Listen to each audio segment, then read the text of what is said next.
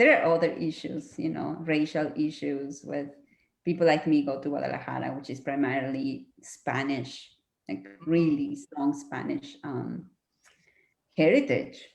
Yeah. People like me tend to be the housekeeping people. And yeah, I know a lot of friends that are like, well, we like it, but I don't know. I was not in All right, that now I think we're number. live. oh, okay. We're talking about issues. Let me see. I'm sorry, we had these connection issues, and now we're finally live. We are.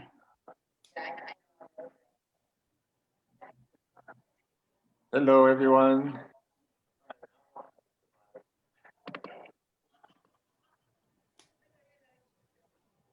Hang on.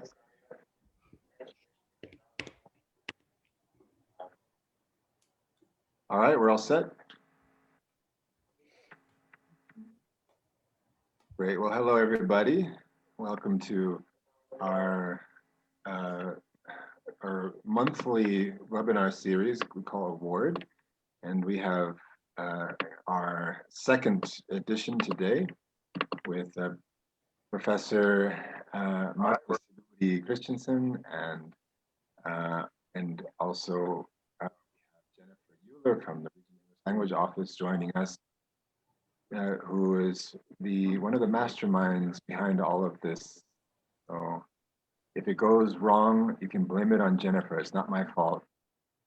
And our first video, which is available here on the Writing Centers of Brazil group page in Facebook, was with Dr. Talyn Phillips from Ohio University, who kind of introduced the whole theme of what is a writing center. And today we have Dr. Sidury Christiansen talking about how do you include, other languages in more than one language in the context of a writing center. But to take a couple of steps back and contextualize this more broadly, I think it's important to note that this whole series started with a perceived need to build a community of practice here in Brazil around writing centers, because until recently, writing centers are a fairly new phenomenon here. And between Jennifer and myself, we began to develop a plan to implement writing centers and other universities, help universities build their own capacity for writing centers. And the latest project we have going on together now is what we're calling Award. Let me show you what that looks like. So this is in conjunction with the American Embassy through the Regional English Language Office and the Secretaria da Comunicação Social e Cultura, the Ensino Superior de Tecnologia, Paraná. And this is the program, that's a statewide program that we're launching now. And this is just the beginning of it. You guys watching this is really just getting it started.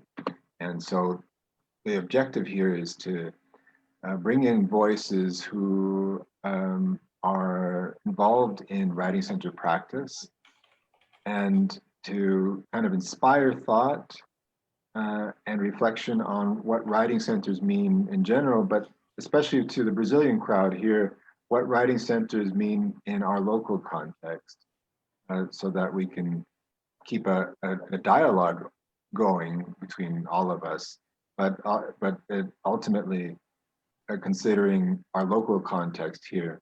And so I'm very grateful that Dr. Christiansen's here with us today to keep this dialogue going. And I'd like to turn it over to Jennifer Euler to say a few words before we begin. Well, thank you, Ron. It's really a pleasure to spend another afternoon with you and with this emerging community of practice around writing centers here in Brazil. And I'll take credit for everything that goes well and whatever deficiencies there might be as well. Although I know that everything is going to work out perfectly because it's such a timely and important topic. and one that is buzzing around higher education here in Brazil, which is the need for guidance on academic writing, dealing with first language writers, second language writers, third, fourth, fifth language writers as well, in a way that has integrity and is solid. And I feel really lucky to have built this collaboration with you. The embassy and consulates here in Brazil prioritizes internationalization, making connections between the United States and Brazil, and really finding ways to connect scientists, to connect education, and to connect people, because this is one of the ways in which we communicate with the world is in writing.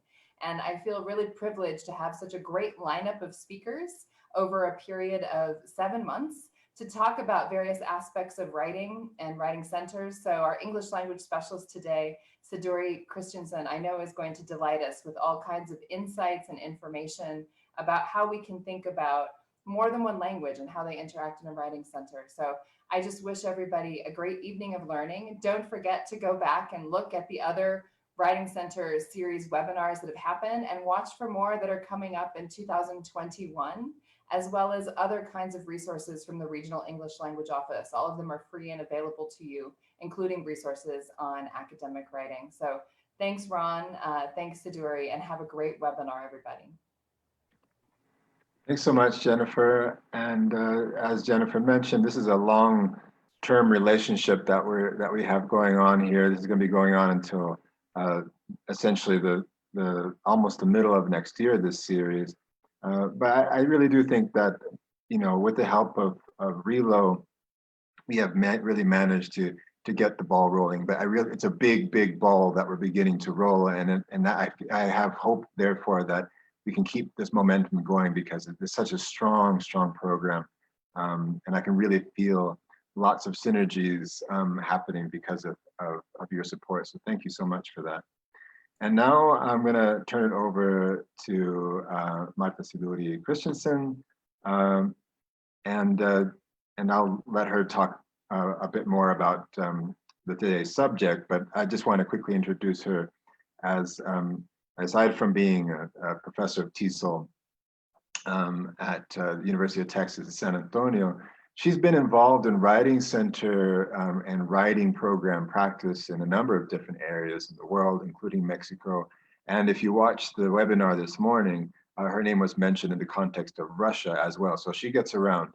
So even though she's going to talk, you know, about from the context of, she's very familiar with, obviously, the context of her own university. She's also has an awareness of writers and writing programs and writing centers in different parts of the world too. So we're very lucky to have her here today.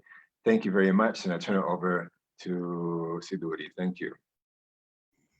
Thank you, Ron and Jennifer, for that introduction, and thank you for the invitation to be here. It is an exciting program. I attended the first webinar, and I'm pretty sure the rest of the webinars will also be great. I will share my screen to start my presentation, and as let's see, sharing, here it is. Oh, sorry, I'm sharing the presentation, sorry. Okay, and as the introduction says, yeah, I have a long relationship with writing centers and writing in general, and a topic for today that I was asked to expand on is how do you work, how do you nurture your two languages when you are working on learning English and becoming proficient at writing in English academically. And so this is a topic actually that is close to me. I am a bilingual speaker. I didn't always have the privilege of having formal writing instruction in either language, and so now I actually study, right, how this nurturing can happen. I mean, there are already theories out there for it, and I'm going to go a little bit and touching base on each one of those theories. So the agenda that I want to touch on with today is to talk about the aspects that will influence, right, the use of two languages or nurturing the two languages when we're writing. And the first one will be culture. What is the role of culture in language learning in general, but more specifically in writing? The second one is the role of rhetoric and genre analysis.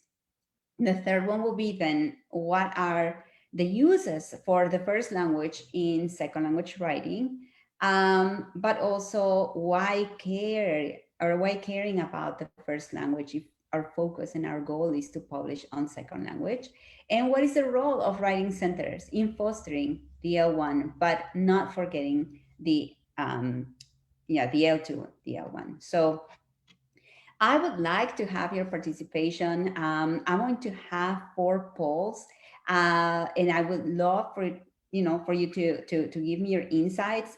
So if you can please take a moment to go to your browsers and go to pollf.com/SiduryC180. I will be posting some questions that I would love for you to participate. Hear your answers, and it's going to be the same website for all the polls. And so the first topic is culture. What is the role of culture in language learning and writing?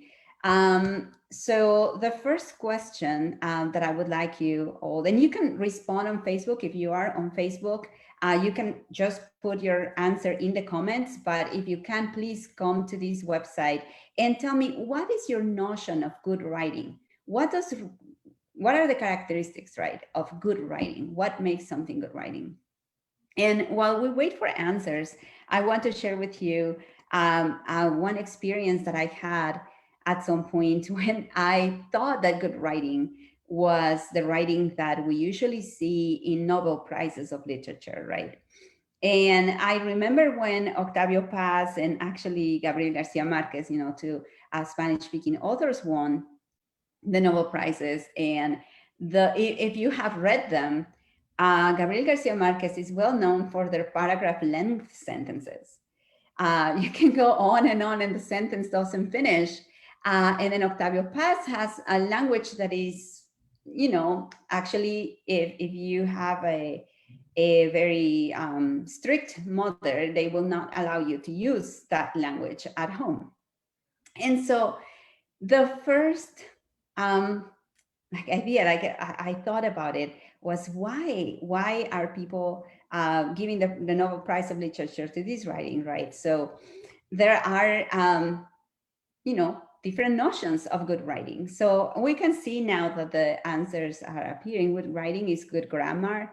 Good writing is to be effectively convey meaning to audience, having an original idea. And we can see that then we all have these notions of good writing. And how do we get to these notions is important to know. So we're going to wait a little bit more to see if there are any more answers. But yeah, as you can see, some people will emphasize the idea development. Some other people will emphasize the form.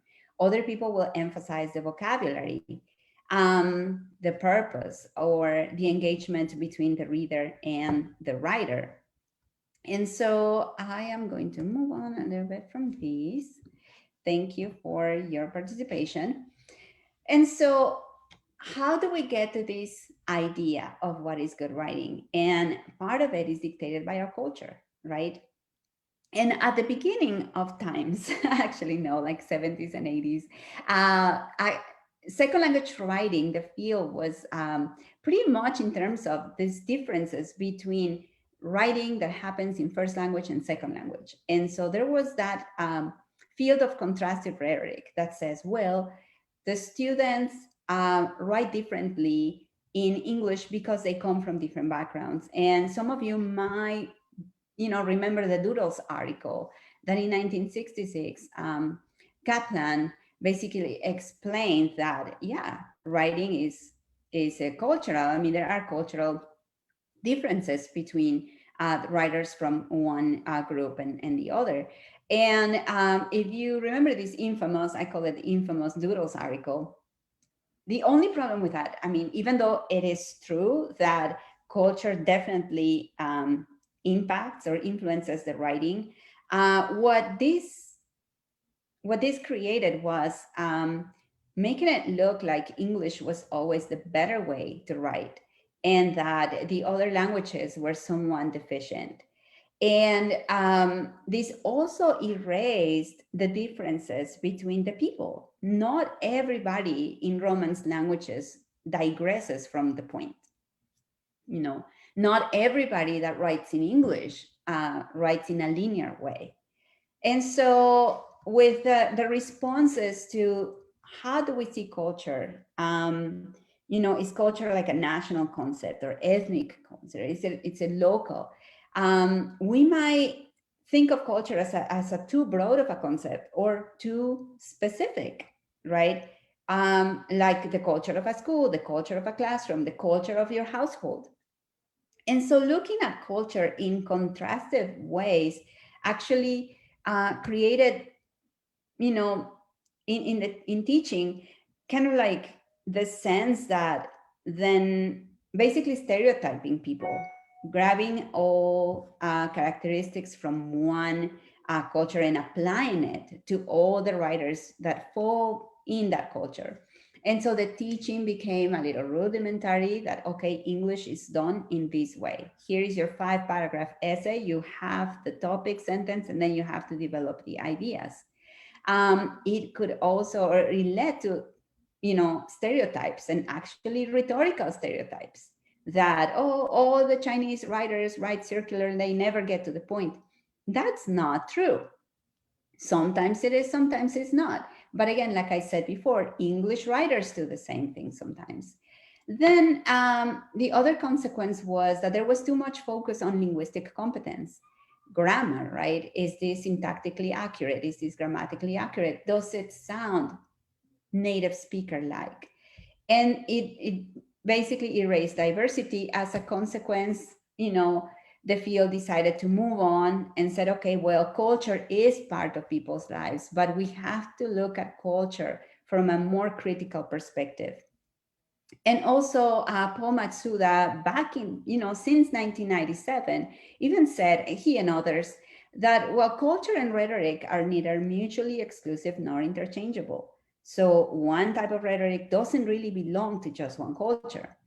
And if we just compare and contrast what the contrastive rhetoric wanted, like our job applications in English versus job applications in Brazilian Portuguese, or argumentative papers in, you know, English versus argumentative papers in this other language. So the examination of the text alone would not really tell us about the writer's intentions or the thinking patterns that they had, or the rhetorical patterns that perhaps the writer was using in the first language that wrote in the second language.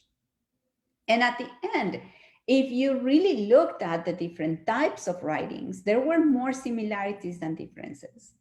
And so at the end, okay, culture is not uniform, static, or exclusive. So what do we do when we are trying to understand writers, you know, who speak one or two or more languages? And so with that, we, you know, the whole field said, okay, let's not contrast papers anymore. There was a lot of that, but the, you know, in 2000, like that first decade, then culture was seen more as a process rather than just the product. Just like writing passed from, you know, being thought as just a product, have a clean piece of grammar, you know, without grammatical mistakes, to the process. You know, how is writing taught in different places? What is the actual process that people go through writing? Do people actually, do everybody go through different drafts, right? All of us kind of like in the writing world, writing field, we know the process. We outline, we plan, we draft, we revise, but that's not the process for everybody. So how do people differ in that? How do people actually conceptualize writing? And how do they choose to write? And what is the interaction between the writer and the audiences? Do people even think about who they're writing for and who they're writing to?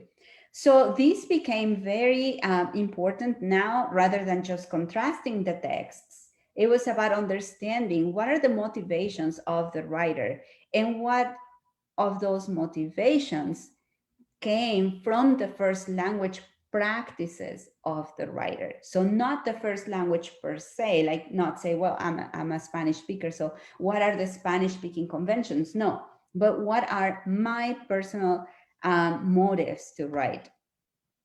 And this leads me now to my second topic, yeah, right, rhetoric and genre. So if you don't mind, please get ready to answer another poll question that is, what are the characteristics of academic writing? So now the first question I asked that you thought in general terms, what is good writing in general?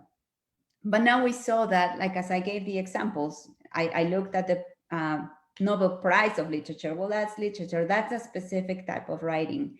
Then we have writing for the workplace, right? The writing that we have, maybe reports, maybe we do some stories. If you're a social media editor, you need to, write your either blogs or tweets or whatnot. So what are the characteristics specifically of academic writing?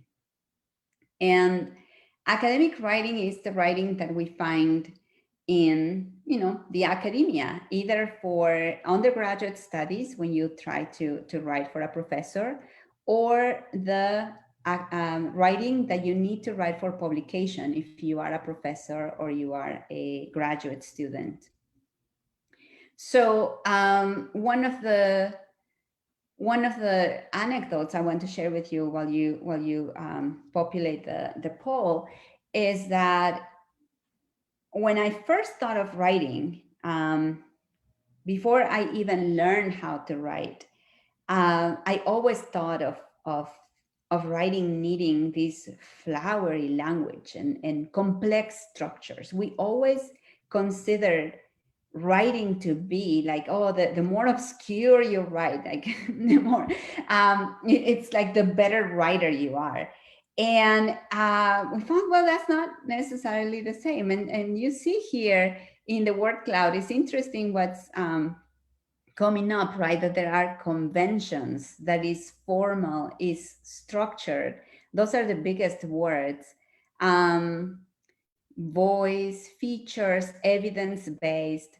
And so we have here characteristics of that. And my question to you is, or actually put it here, is, are these characteristics of academic writing exclusive to one language, say English academic writing, or are these characteristics similar in every type of writing? It's just academic writing, it's its own thing. And I ask you if you thought they were specific to one language to signal it, and I don't see a single one, which tells me that you see that academic language is its own thing. And let's check the word cloud again. Yeah, so conventions, structures, the writing is formal, scholarly. And so we see that these ones are characters. Let me go to the next one. Okay. So academic writing is a type of writing. Some people will consider that a genre. And as a result of the contrastive rhetoric, I would say movement and move to even intercultural rhetoric, people said that's not the right way to look at it. Like you shared in the poll, there are these characteristics of academic writing in any language that you need. And that makes academic writing a genre, a type of writing. And so genre theory says that there are certain characteristics to a type of writing. And it is knowing the characteristics explicitly what makes it possible to teach them for second language writers. So as we are socialized when we are, born and people read to us or tells us stories, we start learning genres right away. If I start with Once Upon a Time, you already know that I'm going to tell you a story. And there are these certain structures, certain phrases that are attached to these genres, and then the conventions and characteristics of these genres. But when you are socialized into them, you kind of know them. Maybe not explicitly, but if somebody will point them out, you're like, oh yeah, I can, recall, I don't know, a sermon somewhere, or a lecture, or the story, right? The children's story, etc. And they don't treat texts just in isolation, like, okay, let's look at this paper here. No, it's let's look at this type of papers that we may find in these contexts. And they also focus conventions and interactions with the reader. And that's very important. That's something that before, when they looked at the contrastive nature of, writing in the first language and second, was not taken into account. And so I really recommend, if you have time, to read a paper, the 2001 paper, 2011, this is wrong, 2011 paper, where they talk about the concept of genre and what you need to know if you have that genre competence. Is similar to the communicative competence that Himes put forth as a response of the cognitive theories, right? No, having the linguistic knowledge is one thing, but having the communicative competence was quite different. We need to be able to know how to use language, when, and with whom. Same thing with writing. We kind of need to know the conventions of a particular genre. Then we need to know the context in which that paper can be used, and we need to know the audience, who the audience is. And so this is very, very important. What Chris Tardy in 2009 put forth is to know, to have that genre competency, which is similar to that communicative competence. A writer needs the rhetorical knowledge, the subject matter knowledge, the process knowledge, and the formal knowledge in order to be considered, or to have an expertise in writing at a particular genre. And so you're going to say, well, why am I talking about all of these? Because I am no longer making a distinction between L1 and L2 writing. This is just writing. This is about communicating. Now, you might communicate using a particular language, but the construct, how you think about communicating, it's more, it goes beyond the language. It goes to rhetoric. So I'm sharing with you the rhetorical triangle, because that actually will help us kind of see that it's not about the language only. You always need to have a message to put forth, a purpose, an audience, and you need to have a style with, a tone and a style. You need to build credibility as an author, either through citations, through personal experiences. You need to appeal to your audience. You need to appeal to the emotions, and not necessarily like emotions of crying or romantic or nothing like that. It's like, do you want your audience to be convinced? Do you want them to feel sure about something, doubtful? Do you want them to enjoy your writing, to have that enjoyment? And then you need that logic of the argument. And the only part here that might differ, and that's because of the different culture, is what is that logic of the argument? And you might argue that in English-speaking countries, the logic goes a certain way. Kaplan will say it's straight, it's linear. In other settings, well, the logic might be, oh, maybe you want to hide the main point to make a kind of like a grand finale at the end, and give your audience that element of surprise. And I say this because then, when we think about writing and we think about using the elements we already have about writing, then it's not about just learning these other conventions that they use in this other language and just try to adapt, not adapt them, try to learn them and basically convert our writing to them. But it is, how can I use what I already have and make it work for an audience that might not be used to the logic of the argument that I'm presenting. But how can I make that work? So for a concrete example, if you are the type of writer that wants to leave that element, that suspense, your main point, your topic sentence, all the way at the end of your writing, and people tell you, well, that's not English writing. That you need to say what you mean, like, at the very top. That's the convention. How can you still do what you want to do, to create that element of surprise, work for that audience that is not used to having the element of surprise in the writing? So this is easier said than done. But right now, I just want to invite you to think about writing in terms of rhetorical moves rather than in terms of conventions that are cultural specific. And so let me see the time. Yeah, we have some time.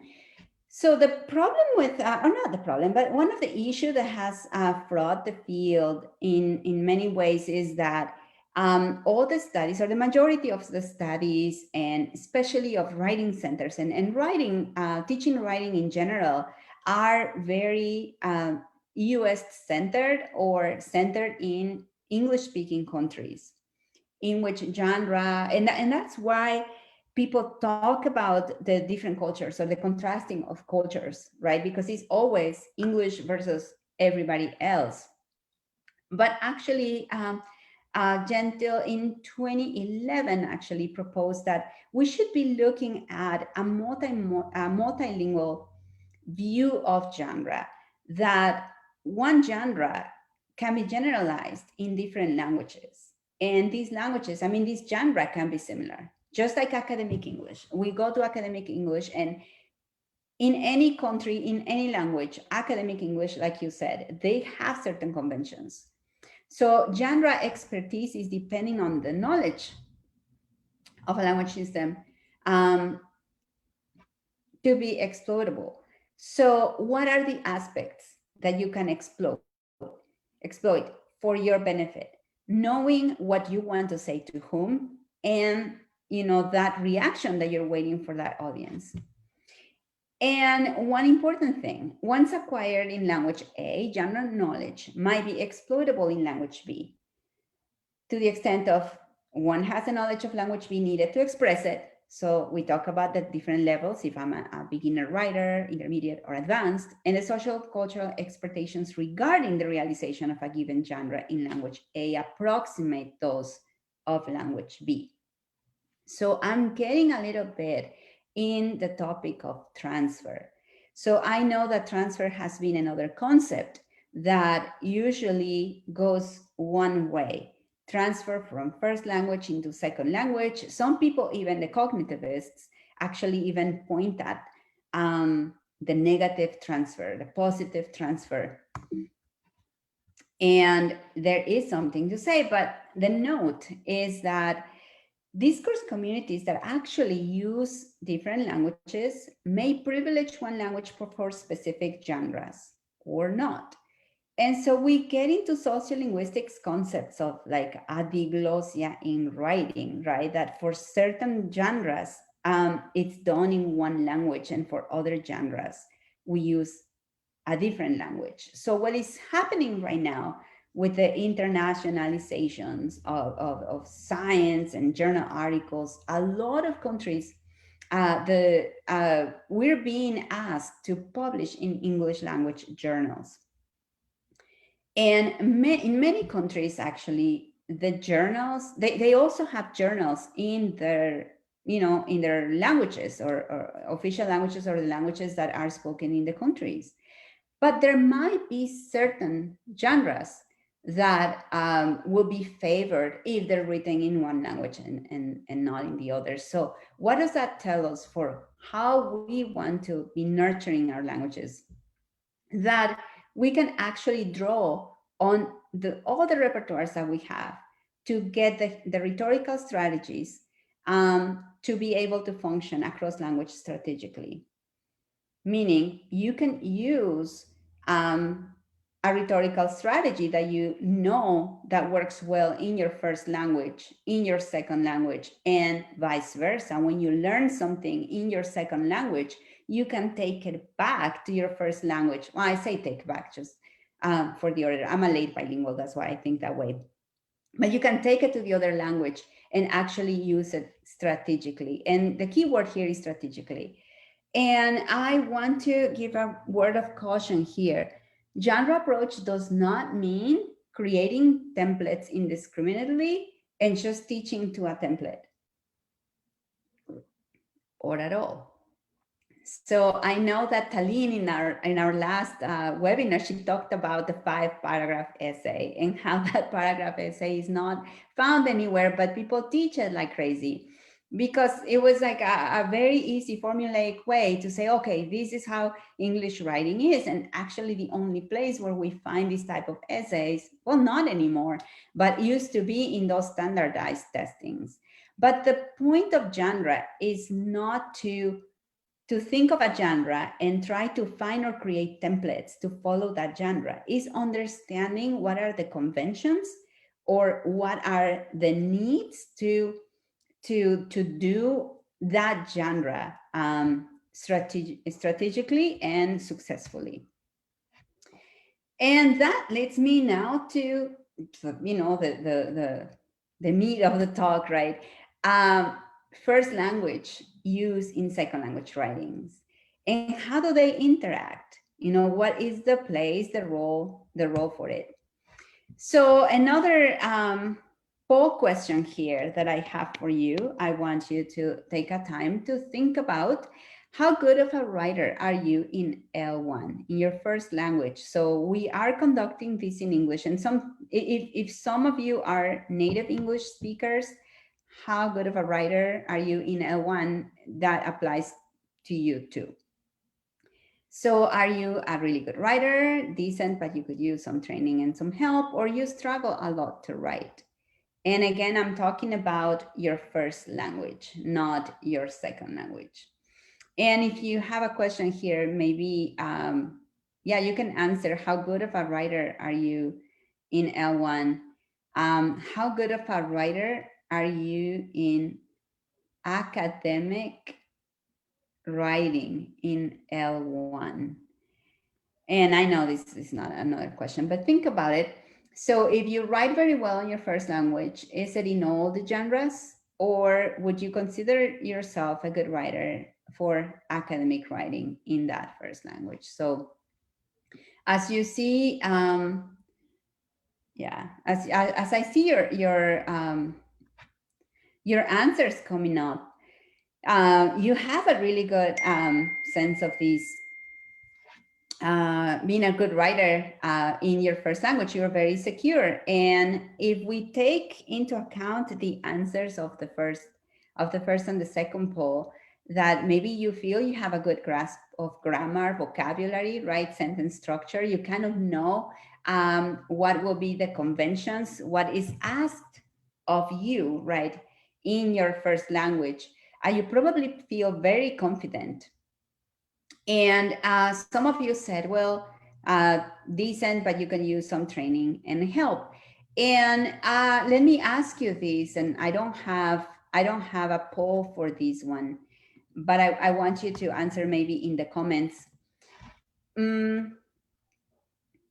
Did you have formal training, like formal writing classes in your first language? And just you can put a yes or no in the comments on Facebook.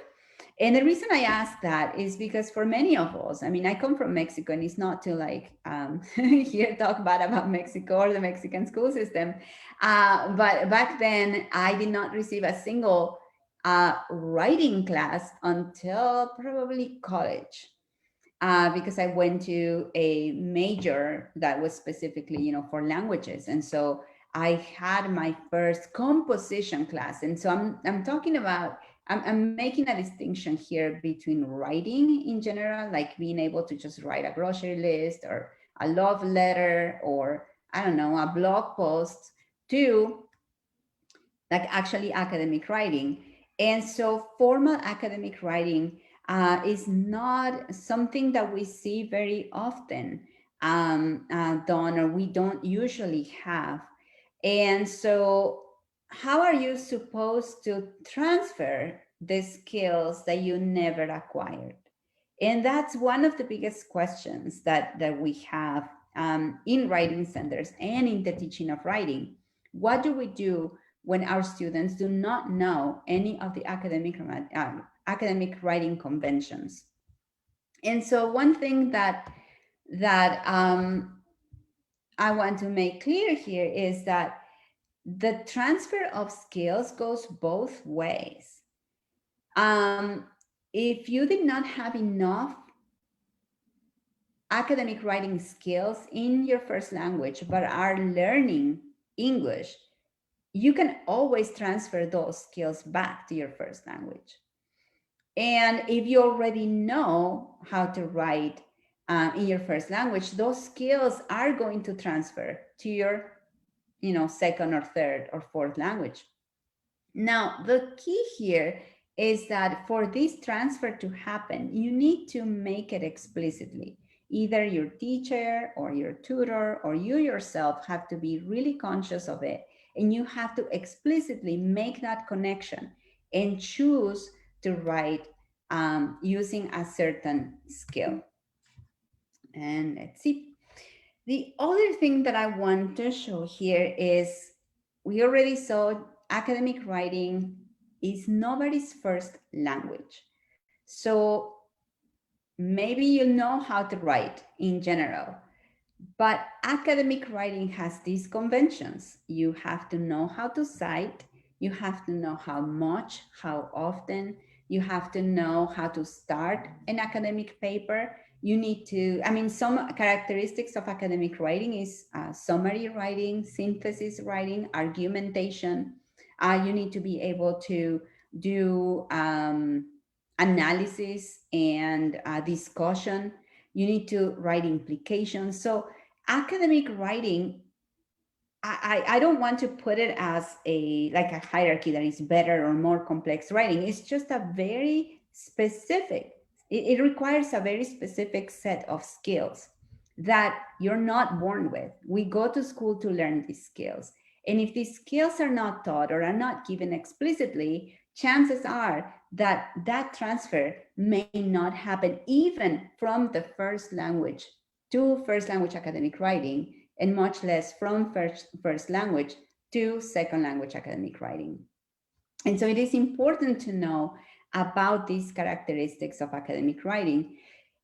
And you're going to say, so how useful is the current research that talks about the use of multiple languages in academic writing and the use of multiple, to see or to have this idea of using languages, right, other than English for English academic writing? Just a little grain of salt for everything that I'm going to say is that this current research, the focus has been on studying the second language writers that write in English within English speaking contexts, meaning it's all writers like me, live in the US, for example, that we're writing in our second language, we speak other languages, and are in contexts where we have to be writing in English. And so the key points here to get is that writing has moved from a very cognitive understanding to more social. And that's good, because the cognitive will only emphasize forms, grammatical structures. And by form, I mean, genre, paragraph making. Now, the social view of writing moved a little bit away from that. It still has the form, it still has structures, but it is socially constructed. Audience plays a key role.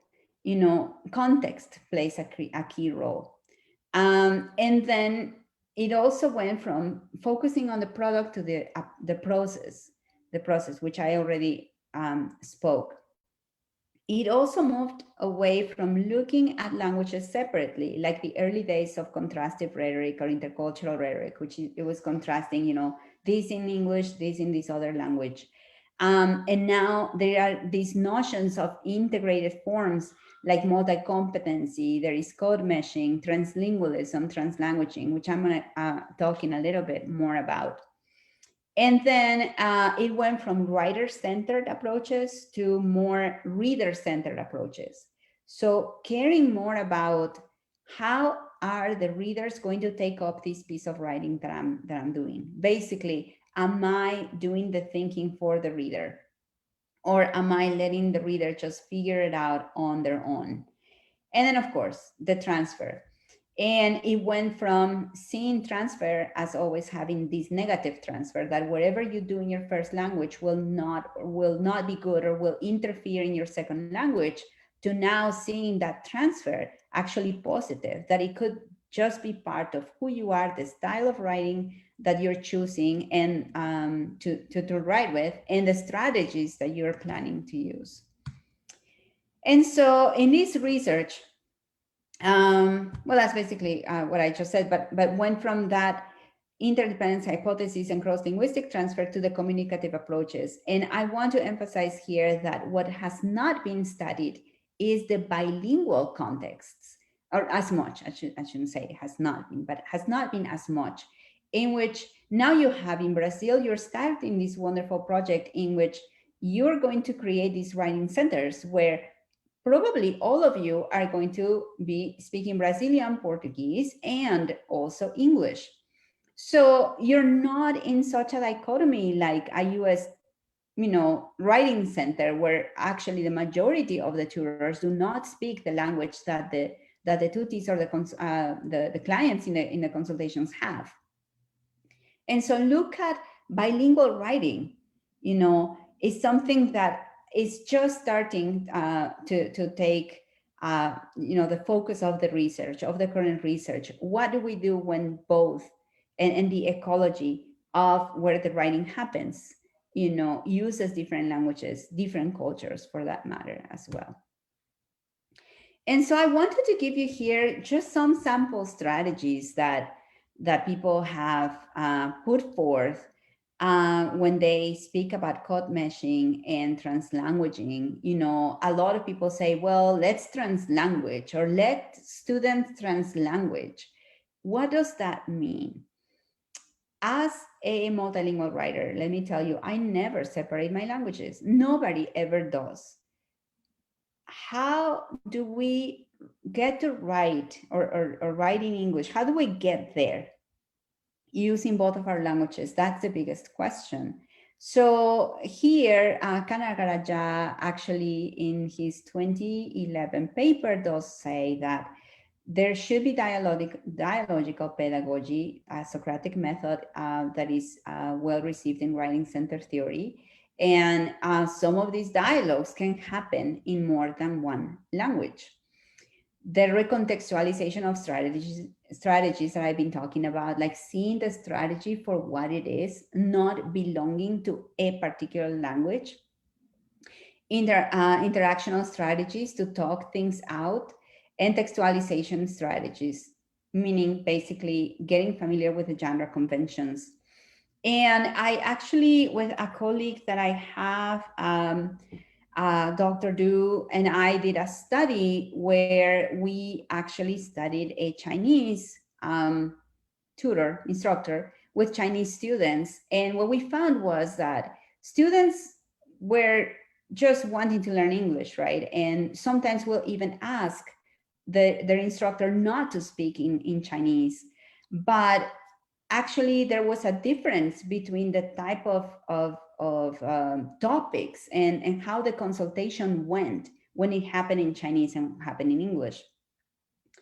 So here the lesson was, let the student choose. Students have also their own agendas, and we should not be giving the students our agendas. If we think that translanguaging or multilingual writing or the use of first language is beneficial, then we need to empower and create context in which that can happen. But we cannot say, okay, I want you to write this in X language. That is not productive, but give students the choice. So what is, now that I'm getting into that writing center role, what is the writing center role in all of these?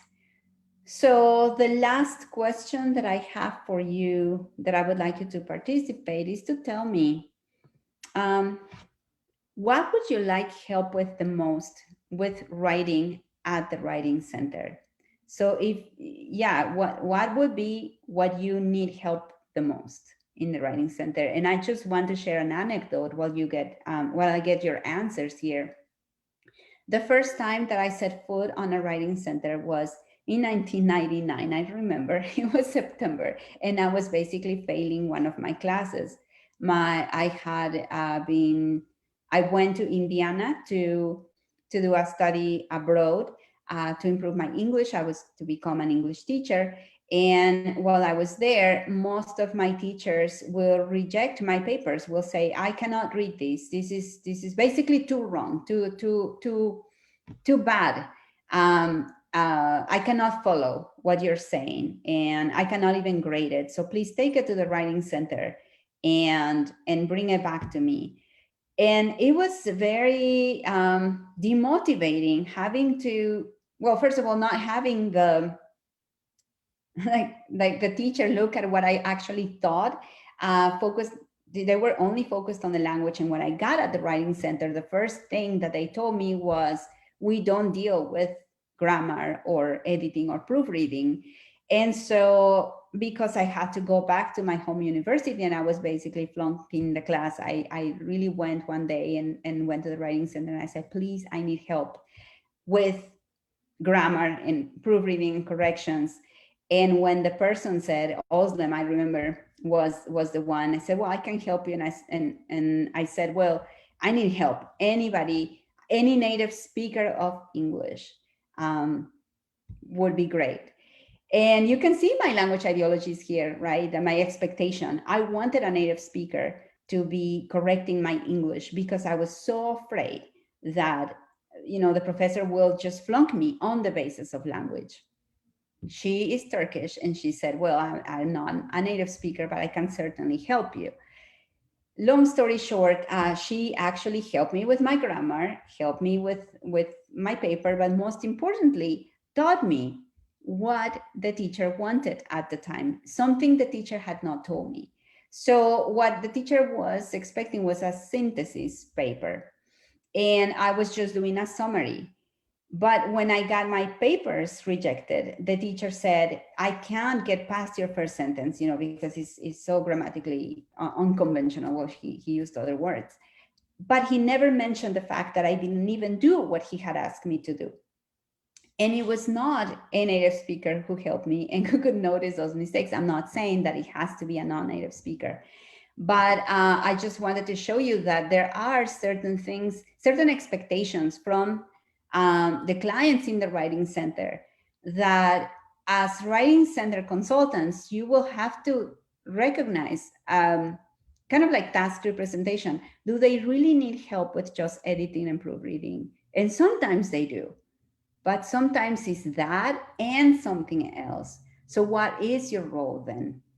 And we see here that you're saying that flow, attention to writing, encouragement, feedback, inspiration, concision, writing words, argument, right and understanding conventions. So you do have a wide array of needs here and expectations in the writing center.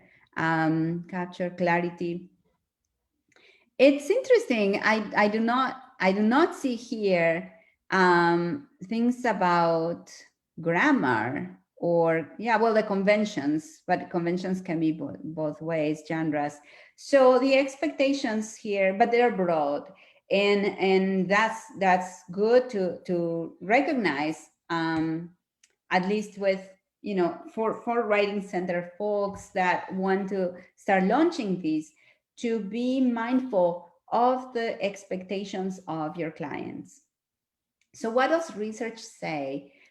For second language writers, actually what happens, there is a big deal of identity construction.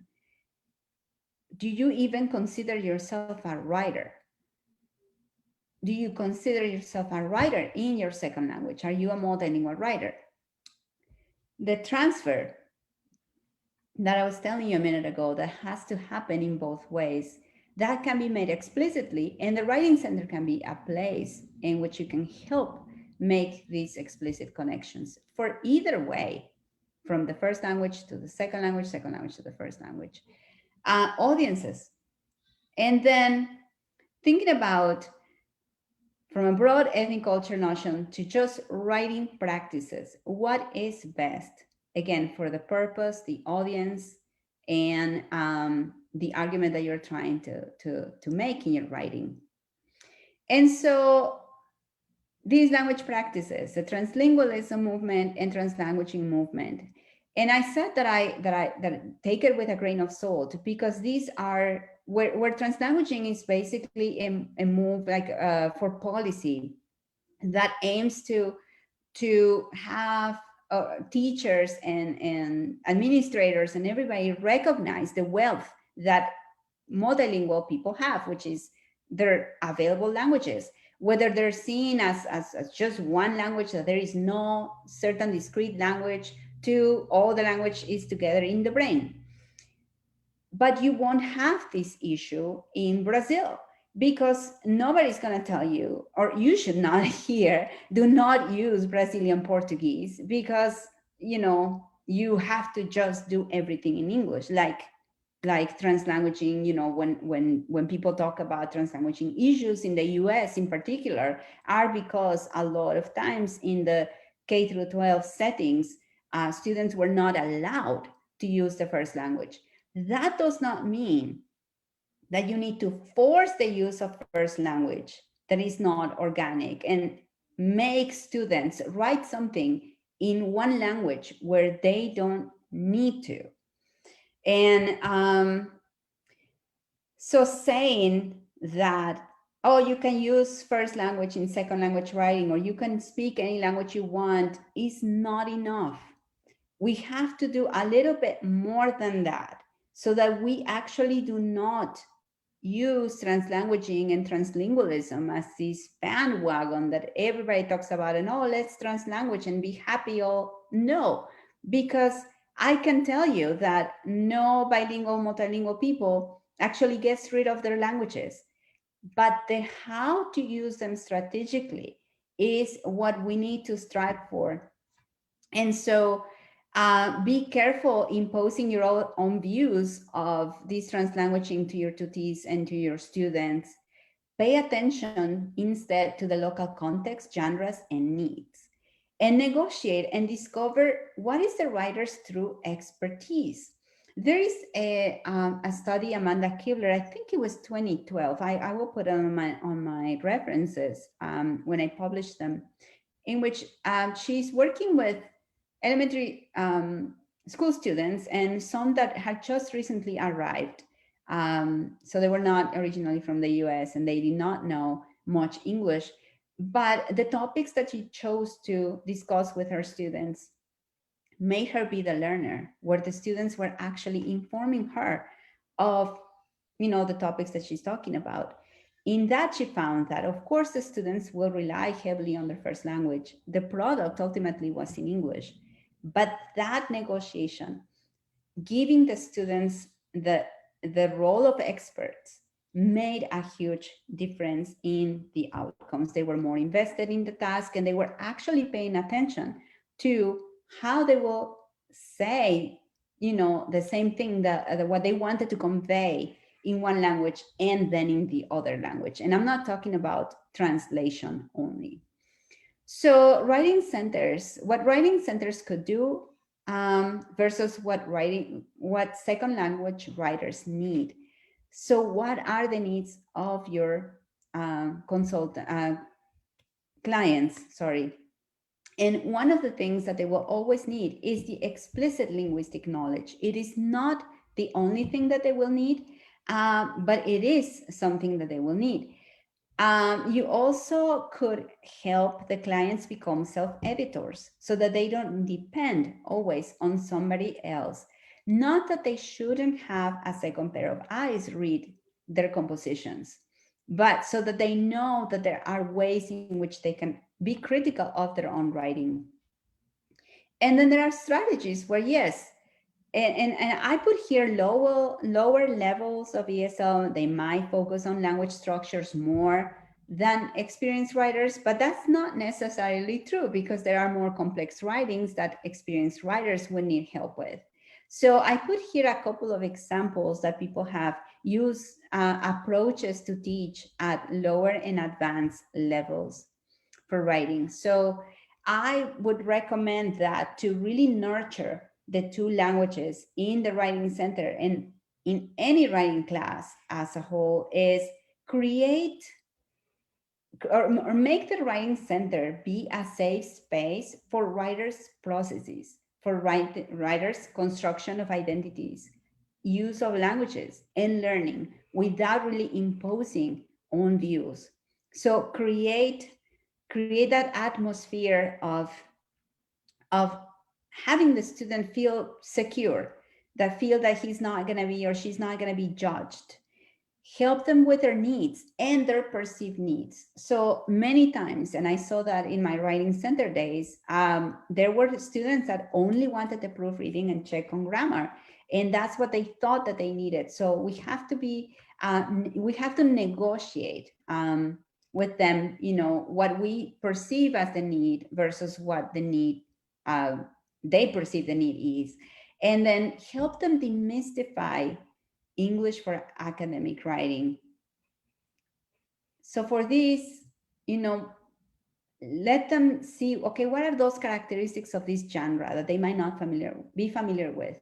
And most importantly, are there characteristics and strategies that they already do in their first language that are the same and similar that you can transfer and then students can use in writing English? So focus on language. And if you're not a language teacher, have different ways to help students with language, either implicit, explicit, by noticing, and also by referring to someone who actually can explain why a construction is a certain way or why a format is a certain way. Focus on the strategies, negotiate the genres, and be conducive for idea development.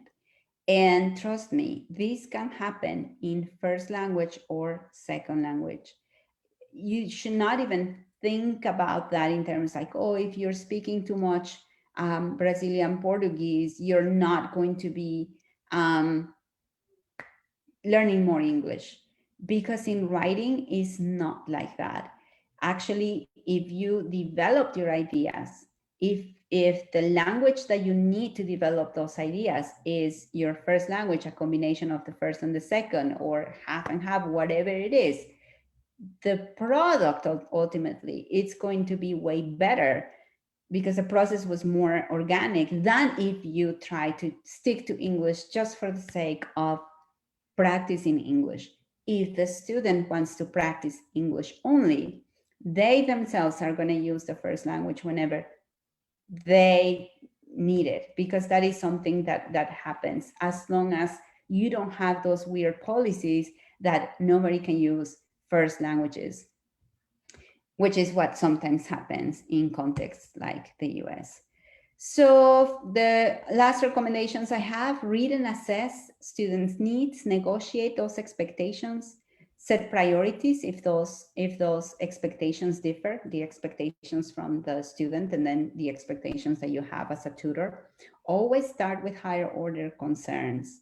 And what if they're okay? Then hey, you can focus on language and syntax, grammar, those proofreading and proof editing issues, and have different ways to address and give suggestions.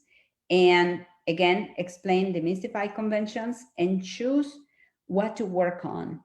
And it's always 1, 2, maybe 3 things at a time. You don't want to be too negative, especially with the beginner or emerging writers, because then you're going to demotivate them. They're not going to come back to the writing center, because that will be another place, just like my professor, where they're going to be told all the things they cannot do. Instead, we have to focus on discovering or helping the students and the tutees discover what are their strengths? What are the characteristics they already do in their first language, in their second language, or third languages, and how can they use them strategically for the project at hand. And that's all I have. Thank you so much.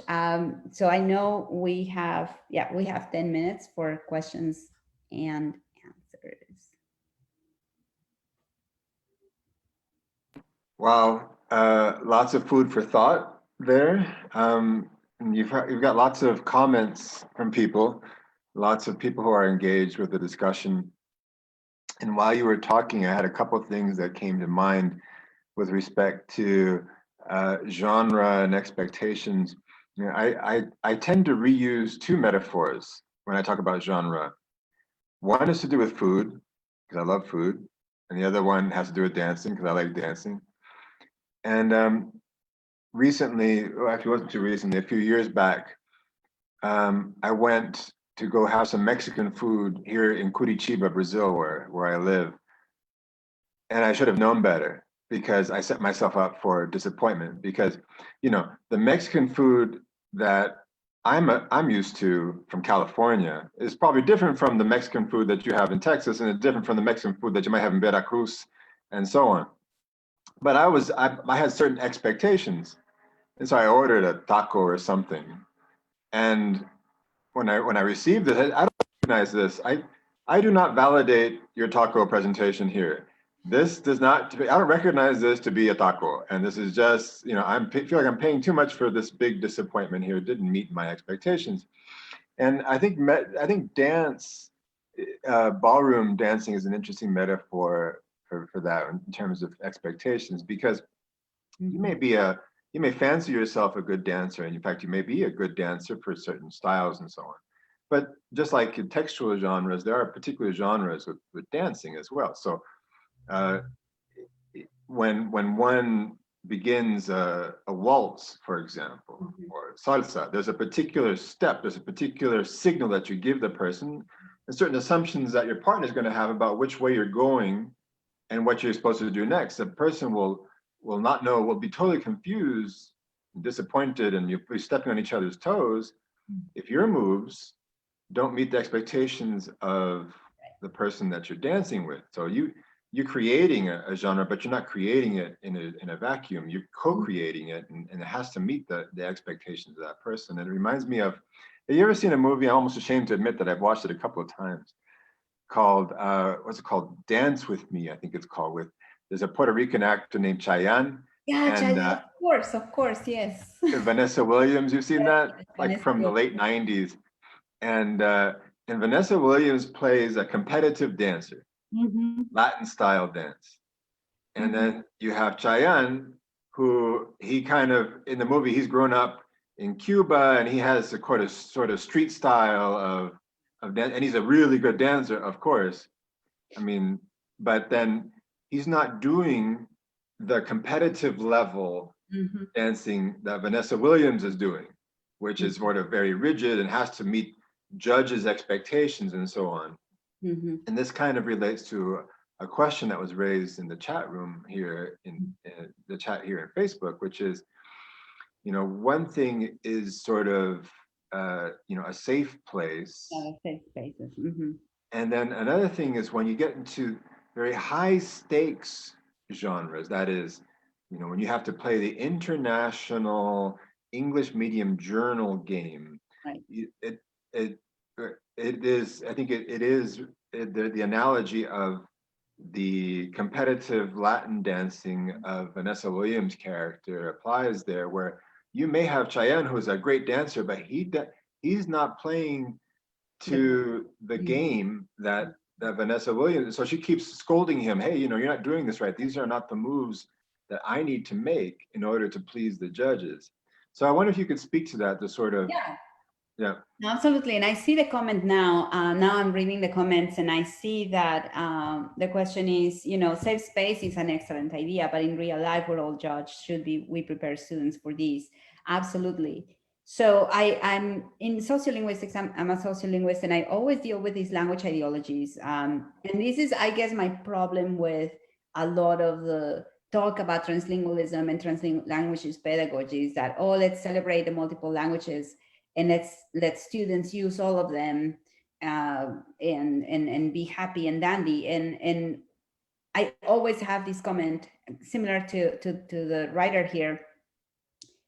Yes, it's all good, but the minute I use Spanish in an academic setting or language, I get judged. Perhaps somebody else with more privilege gets applauded rather than judged. But as a Mexican woman navigating, uh, here academic writing in US English, I have to be careful. I can't just do Spanglish or code meshing or any of these. So what I mean by creating safe spaces and taking, I love your analogy of Chayanne, taking the Chayanne thing is there at the end, and let's bring to something more contemporary. There is this gymnast from UCLA that does the routine with hip hop. But she plays by the rules. So she's not like Chayanne, like with all the street things, that she has been able to seize what the skills that she has and play by the rules, but at the same time breaking those rules. So it's like a subversive way to use those assets. So if Chayanne maybe had tried to, I don't know, now I have to go rewatch them. It's a good pretext, right? But what I'm trying to say here is ultimately the goal is the same. I mean, right now we are still moving in the direction where these big journals, they're not ready to receive all the translanguaging that can happen in the world. Because you have to think, who's your audience and who's going to understand that type of writing. You have to put maybe translations in there. And some people will argue it is the job of the reader to do that. But then we go back to that reader oriented writing versus writer oriented writing. And so what I would say, the writing center is a place to learn, to actually cultivate these languages. The ideologies and the criticisms and everything will happen outside. We need to prepare them for this. We should not be hiding that there is this world out there that might give you a problem if you choose to write in a certain way or with certain phrases or whatever. So we should not be hiding, but we should invite the students to think, okay, what is your strategy? Why are you doing it? If they have a good reason, chances are that it's going to go, that's going to be valid. If the writing as a whole is conducive to that purpose. And so I'm not saying always play by the rules and you should always stay there. I mean, you can challenge them, but we need to know how to challenge them. And in the Writing Center, we are preparing writers to challenge them. And it is in these places where they need to be safe, where they need to test the waters. Maybe I did this move for this paper and oops, it didn't work. So I'm gonna try something else. But I don't think the Writing Center should be the place where writers are already told from the onset, no, do not use all of your linguistic resources. So that's my answer to why these safe spaces are necessary. And yeah, I don't think we should be blind to the judgment and the ideology that happens outside. Then I think there was another one similar to that. Yeah, Thais asked a question. Sorry? Thais? Thais, how can we avoid naturalizing academic writing strategies that are effective in English as the right to write academically? That is an excellent question. So if everybody starts using them and then they become normalized and then now everybody uses them and there is not another way to use them, this is why it's important to reflect, negotiate, allow for that to happen. This is one way that has been effective. Is it the way? No. Do I choose to use that way? Perhaps yes. And one thing that happens to writers is that at the beginning, and I saw it with my students in many years that I thought I was always against giving my students sample papers for this exact same reason that Thais was saying. I hope I'm saying her name right. I didn't want them to take it as this is the way, this is the best way or the only way or the way that I wanted, because I did it one time and then I ended up with 20 papers that looked exactly the same. And so if we say, well, this is one way, and I would be very careful to show them the example. I will always try to give 2 or 3 different examples, but more than that, explain why a particular way is effective. Because if we give the reason, okay, let's take introductions. This introduction was effective because it created, it created expectation on the reader. Oh, then as a writer, I can think, how else can I create an expectation on the reader? So it was not the form that became the norm. That what kind of like, or what I would like to become the norm is, oh, I need to perhaps create writing that catches the attention of the reader, and that can happen in multiple ways. So it's not really normalizing the form or the movie itself, but perhaps the strategy, the knowing the expectation. And so that's the way that I would avoid that normalization of writing. And so in my own paper, sometimes I try to even play with it to say, okay, I'm not going to do the discussion section in this way because everybody does it in that way. Like right now, one thing that I laugh because is because I see it on journals. Everybody right now, if you're dealing with 2 languages, you have to mention that there is translanguaging and there is translingualism and multilingualism, multi-competency, transidiomatic practices. I mean, I can give you the list because everybody, almost everybody is saying the concept of 2 languages, like being one in the brain is not new. And then the same list. Okay, if that is like the thing to do, that has become normalized. Okay, I know why they're doing it. They're doing it because they're trying to say that the concept is not new, or they're trying to give credit to X, Y, and Z. Okay, if I understand the reason behind that move, then maybe I can come up with something else or some other way to do it, to get to the same purpose, but use something different. And that's one way to avoid that normalization. And it's hard work. It requires a lot of reading, by the way. And I didn't even go into those reading, writing connections that, that should happen. Yeah, I really like what you said there about if you know what drives the move in terms of the relationship with your discourse and the person who's reading, then you can play around with it and arrive at the kind of agency that you apparently have when you write. Oh, sorry, I was reading this. Yeah, no. Yeah, I mean, it seems like you have a kind of agency Mm-hmm. that when you write, where you make conscious decisions to say, okay, right. I mean, I know that a lot of people construct the discourse this way, but the way they do it that way is because they want to cause this Mm-hmm. particular kind of effect. I'm going to create it this way, the same thing, but I'm going to play around with it. Yeah, and actually that comes a little bit with the identity that I was talking about, the identity as a writer. Sometimes we feel like we're so novice writers that we don't have a voice and our voice cannot be heard.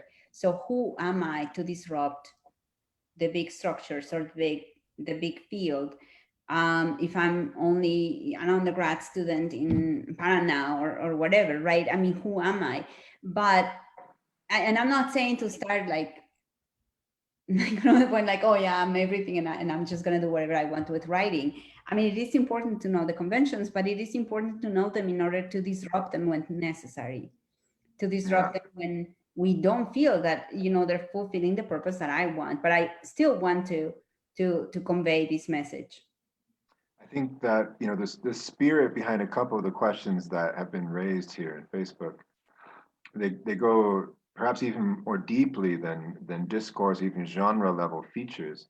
Because as I mentioned in the webinar this morning, there are a couple of studies that have come out in Brazil, but there are in other contexts as well, that show that Brazilians are reluctant to cite other Brazilians in their research when they publish internationally, for fear that that will subvert the merits of their publication. So that, well, even though I have read these authors here who have great research in Brazil, I'm going to kind of cut down on how many of them I cite. I'm going to kind of load up on a lot of internationally recognized names, because I don't want them to think that, you know, my paper is weak because I'm citing only local authors. And that's a shame, because there you are, the author is saying, you know, is not only talking about, is not only, the subtext is not only English is important for my publication, but that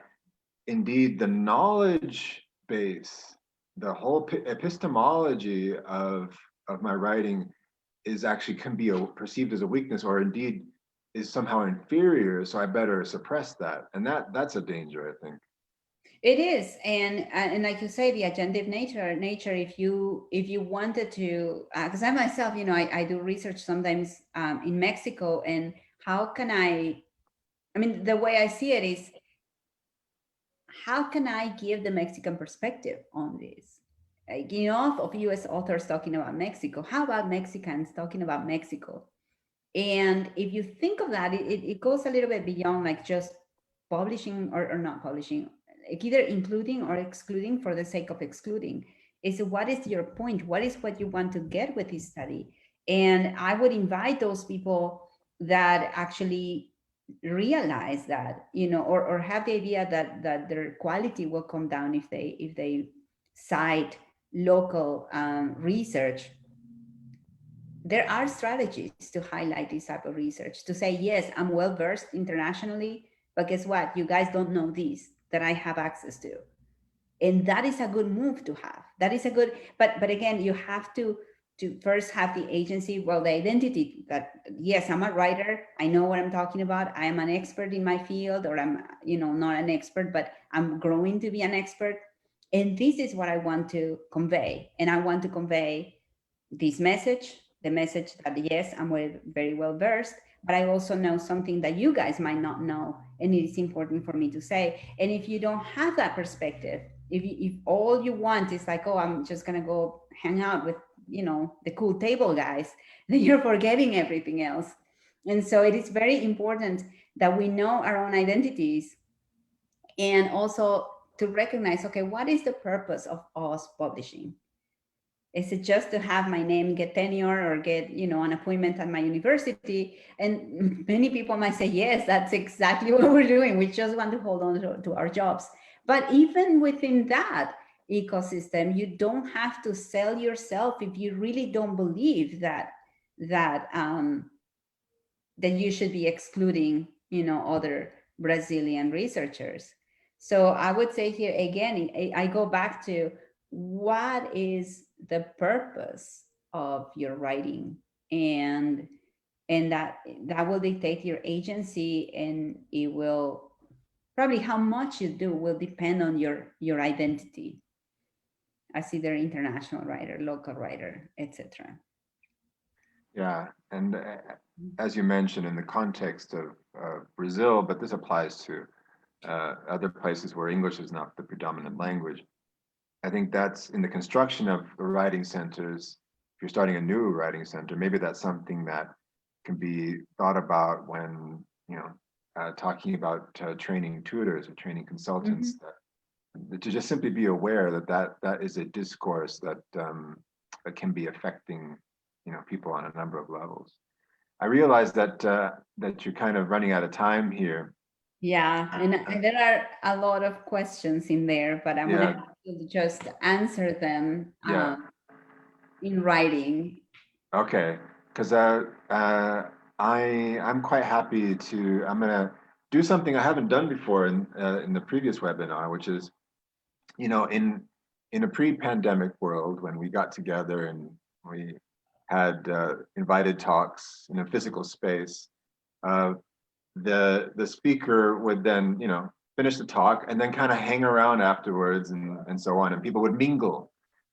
And Facebook allows you to open a room to mingle. And so I'm gonna try this little funny experiment now, where I'm gonna open a room in Facebook for people to mingle in. Sidury, Dr. Christiansen can hang around as little or as long as she likes. Hang on a second. Let me see if this works. Right. So now I have opened. You're going to disconnect us from here, right? It's going to be only on the Facebook group. It's only in the Facebook group. Okay, I just want to say thank you, everybody, for attending the talk. I hope that this has been helpful. Good luck with your writing centers. Please keep me posted. It's all very interesting work, and I'm particularly, interested in this, mushroom of writing centers around the world. I really want to see what happens when multilingual writers help each other. When it's not just one way, where native speakers are always helping non-native speakers, but actually multilingual writers just constructing knowledge and collaborating and changing writing and changing the field. Thank you, and see you in the Facebook group then. That's right, Marta Sidury Christiansen. Let me just openly to the public here, who anybody doesn't want to join us in the room, just again, thank you so much.